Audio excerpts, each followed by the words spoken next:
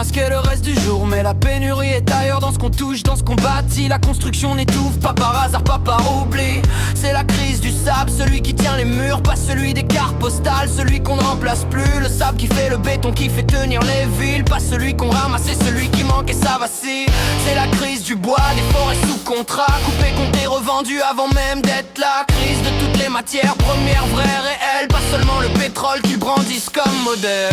Le pétrole c'est la couverture pour leur jeu de rôle, un décor, un prétexte pour continuer le contrôle. Oh, oh, oh, oh. Pendant ce temps-là, ils manipulent les marchés, saturés, verrouillés, clôturés, déjà pliés.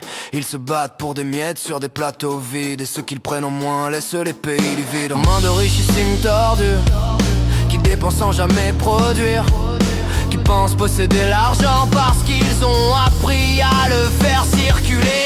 Luxure dans les hauteurs, avarice dans les lois, orgueil démesuré, ils confondent pouvoir et droit. Gourmandise sans limite, des envies sans contour, ils parlent de rigueur depuis des dalles pleines toujours. Ils savent très bien de quoi on parle, c'est pour ça qu'ils noient le débat. Alors ils me parlent du prix du sable, comme si je ne savais pas. Des prolétaires qui me vendraient celui Sahara tranquille, un sable inutile dans un monde qui s'écroule dans la folie. Ta vie un prix à payer pour autrui, c'est à celui qui saura se vendre ou qui saura prendre.